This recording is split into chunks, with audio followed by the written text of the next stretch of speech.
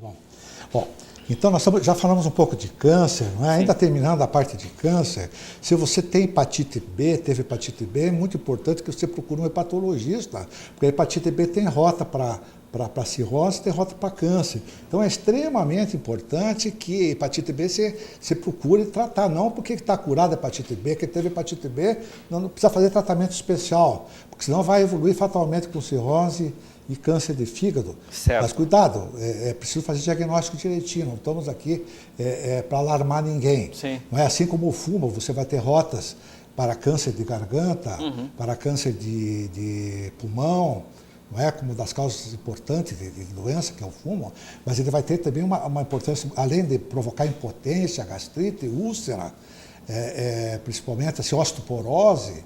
O hábito do fumo, ele tem uma influência muito negativa sobre a aterosclerose, que eu trouxe aqui algumas coisas para falar. Vamos lá. Não é? Então, Fernando, aqui nós temos o coração, representando o coração. Né? Pode pôr mais para lá um pouquinho. Certo. Esses vasos que vocês estão vendo, aqui são os vasos chamados artérias coronárias. É aqui que se manifesta, muitas vezes, a primeira manifestação da arteriosclerose, que é um infarto. Certo. Não é? Você pode fazer morte súbita por um Nessa infarto num desses vasos aqui, não é? Então, vamos falar, o coração tem a parte dos músculos, né? Tem aqui a parte muscular e tem a parte dos vasos, né? Certo. Que são essas ramificações. Claro, dentro do coração tem as válvulas, mas não cabe a nós falar, vamos falar mais sobre a parte das coronariopatias, não é? Então, as coronariopatias são provocadas pela arteriosclerose, que são o entupimento desses vasos. A causa disso, a aterosclerose. Então, entra hipertensão, fumo, obesidade. Nós temos que falar um pouco rápido, Fernando. Né? Sim. Então, o estresse, o sedentarismo, colesterol alto, ácido úrico alto, triglicérides, hábitos de vida, vamos falar rapidamente assim sobre o aspecto preventivo. A hipertensão, por exemplo, um terço da população é hipertensa. Em cada 100 pessoas, 20 a 25 a 30 pessoas são hipertensas. É muita gente, né, doutor? É muita gente. Então, a hipertensão pode provocar o endurecimento dessa placa. Então, aqui mostrando, é assim que começa a placa. Veja aqui uma placa de gordura. Se você fuma e é hipertenso, isso pode provocar essas pequenas placas endurecidas. Então, veja como o sangue passa com dificuldade se espremendo entre as placas. Não é? Aqui você tem um vaso limpo, cortando um vaso desse, você tem aqui um vaso limpo, né? Você tem aqui, ó, exatamente, aqui você tem um vaso limpo, aqui o parcialmente ocluído, aqui um ocluído totalmente. Veja, a arteriosclerose é uma doença tão antiga como o homem, e ela é uma doença de múltiplas causas e cuja a ação direta é no vaso. É no vaso, ocorre um processo inflamatório que inicialmente ocorre ao local onde há uma irritação. Sim. É o depósito de gordura. Veja, as gorduras temos que considerar dois tipos de gordura. A gordura saturada, provocada pelo colesterol. Certo. E a gordura trans, que é a gordura que tem a cobertura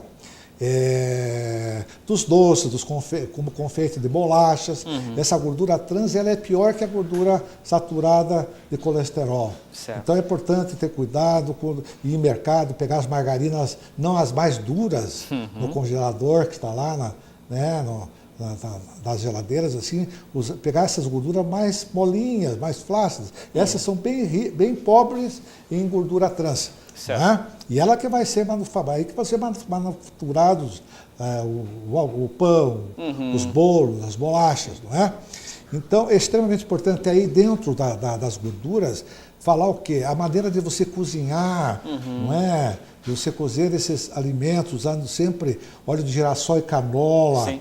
Usando principalmente óleo de oliva na salada, não é? Porque o óleo de oliva é rico em ômega 3 e ômega 6, assim como a carne. Sim. A carne de peixe deve ser mais usada durante a semana, não é? Usar frango, peixe, que são carnes brancas. E também temos que usar a carne bovina, porque senão nós vamos ter anemia. Certo. Né? Senão nós vamos ter anemia. Então, isso tudo, veja bem, pressão alta, o fumo, provoca que essas gorduras vão crescendo, vão se aderindo, porque as plaquetas vão se aderindo e vão entupindo, e você pode, de repente, estar com uma placa ocluindo totalmente um vaso, não é? E a primeira manifestação, muitas vezes, é o infarto, é o derrame, você vai amputar uma perna, você vai sofrer da vista, você vai sofrer dos rins, vai ter que ir para a diálise, porque justamente você tem a aterosclerose. Não é? Como é que nós prevenimos a aterosclerose? Então, é dessa maneira. É assim, bons hábitos, cuidado se você é obeso, 1/4 da população, 1/3 da nossa população é obesa, e as crianças já estão mais obesas ainda, não é? Sem dúvida. Então, tenha cuidado em fazer o teu prato, use um amido só, não mistura amido. Você come arroz, batata, macarrão, não mistura arroz com batata e macarrão. Use apenas batata ou macarrão. Use muita carne branca, use muitas verduras, legumes, joga um pouco de castanha, que é rico em ômega 3 e ômega 6. Tome sucos, suco de vitamina C, principalmente acerola, use vinho, né? Se você tem dificuldade de usar vinho, porque você tem a pressão alta e o álcool do vinho pode levantar a pressão, use suco de uva, que tem as mesmas propriedades e são constituídos de bioflavonoides. Veja bem, eu comecei a falar agora sobre antioxidantes, que os antioxidantes são os que combatem os radicais livres. Então é preciso que a tua alimentação seja mais rica em selênio, zinco, cobre, manganês, para que você mude rotas. O selênio muda as rotas. Se você vai ter câncer usando o selênio, ele pode mudar essa rota. Ele pode ajudar o oncologista, muitas vezes, a melhorar, porque o câncer é um problema de imunidade, as infecções são um problema de imunidade. Se você tomar selênio e zinco, você pode melhorar a tua imunidade, não é? Doutor, nós temos um telespectador, pois não. Edivaldo Silveira, inclusive um abraço para o Edivaldo. Pois não, obrigado. E a primeira pergunta, por que o infarto fulminante ocorre preferencialmente em pessoas com mais de 40 anos? Sei. Primeira pergunta, e tem mais duas. Tá, então é assim, o infarto, na verdade, não ocorre com mais predominância após os 40, na verdade, 40 anos. Mas outro dia, olha, eu atendi, semana passada, uma menina que infartou aos 16 anos. 16 anos? Ela já tinha uma lesão coronariana, que você pode ter lesões de nascença. Sim. Essa menina tinha uma lesão de nascença no ramo da coronária direita, e ela ocluiu. Mas, felizmente, não era um vaso dominante, era um vaso pequeno, e saiu bem. Após os 40 anos, geralmente, as pessoas já apareceu hipertensão, já apareceu diabetes, já estão obesas, já estão fumando. Então, somando isso, aí o Divonzi falando, você vai ter um infarto mais frequente nessa época, não é? Mas deixa eu continuar, então. Tem mais duas, doutor. Pois não. Tá? Se a medicina ortomolecular, ela tem um tratamento, ela pode ajudar na arteriosclerose? Pode. A medicina ortomolecular, bom, veja bem, por que ocorre doença segundo a luz da ciência?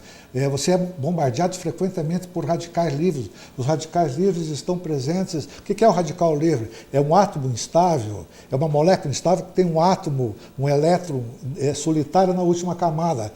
E por ele ser instável, ele combina com outros elétrons solteiros e forma uma cascata de reações. Então o antioxidante vai e combate o radical livre. Mas veja bem, você tem que manter nível de antioxidante. Você deve tomar pelo menos 1 ou 2 vezes ao dia os antioxidantes para manter 24 horas, porque o radical livre te bombardeia 24 horas frequentemente. Não é só o sol, as radiações ultravioletas que estão te bombardeando, mas também durante a noite. Você envelhece durante a noite, envelhece por causa dos radicais livres. Sim. Se você infartar,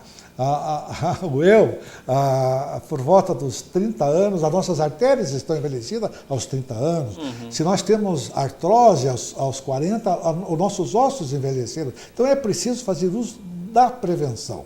Não é? A prevenção é extremamente importante. Certo. E prevenindo pressão alta, diabetes, obesidade, com essas técnicas, se você é ansioso, veja bem, a ansiedade é extremamente importante controlar, porque o estressado vai seguramente, se você não consegue administrar o teu cotidiano, é extremamente importante isso. Você tem que ter motivação para a vida, não é? Sim.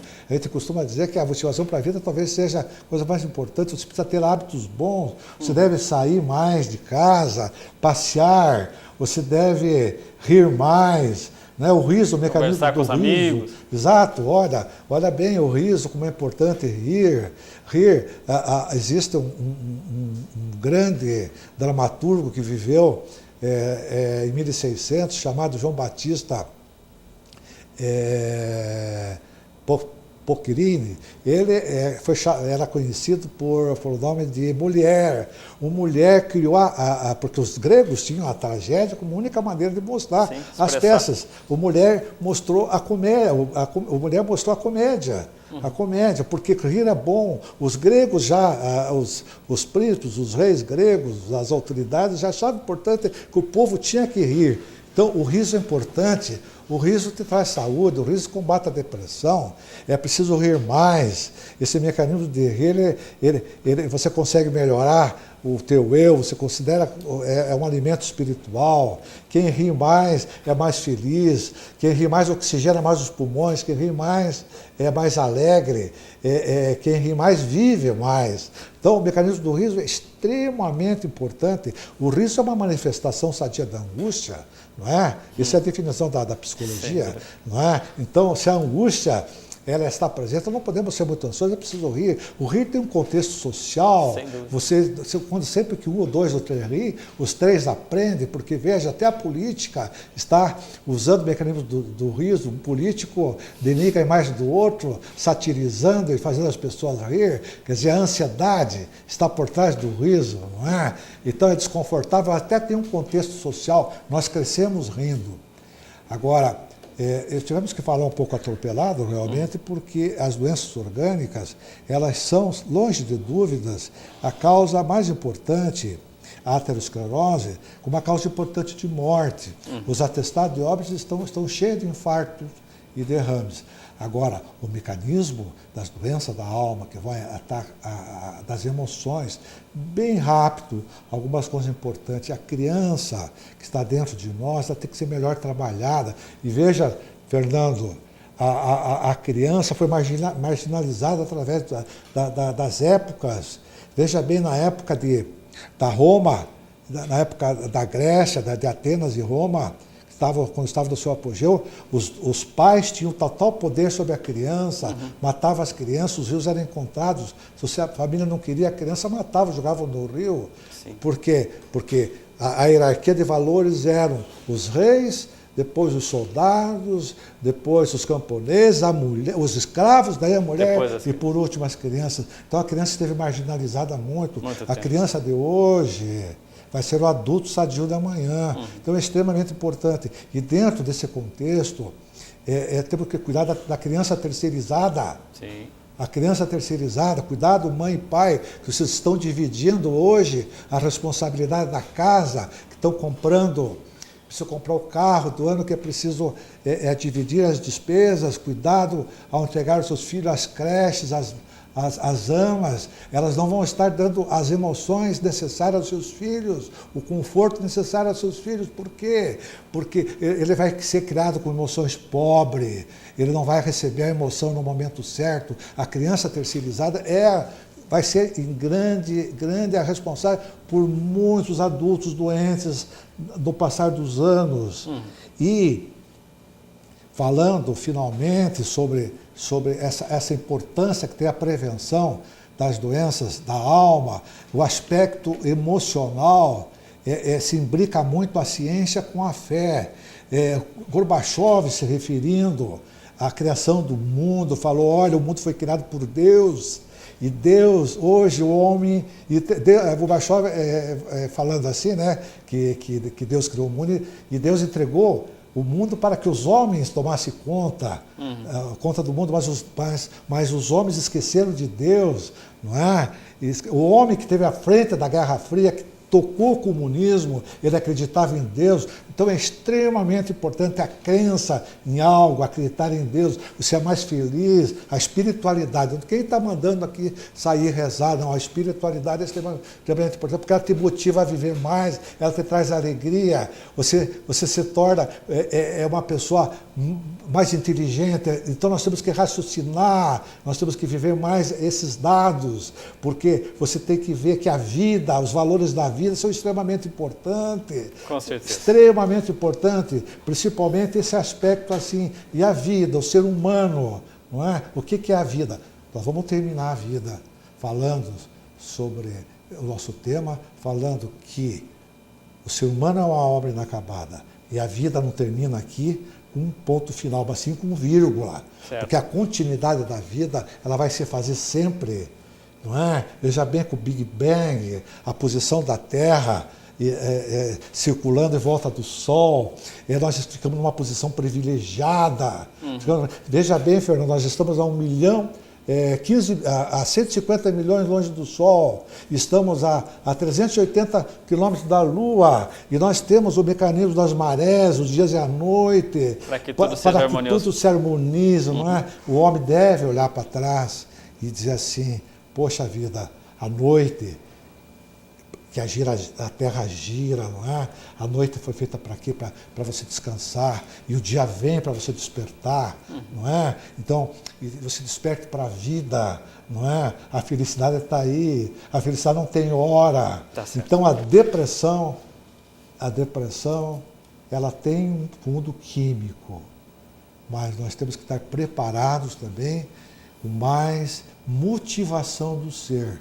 Não adianta nós gastarmos, dar mais valor ao ter, trabalhar mais o ter e pouco do ser.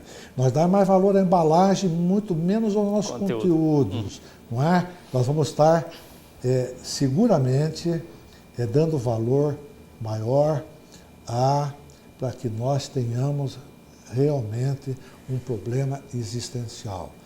Como Schopenhauer falou, a existência humana precisa de valores. E os valores espirituais não podem ser banidos do homem.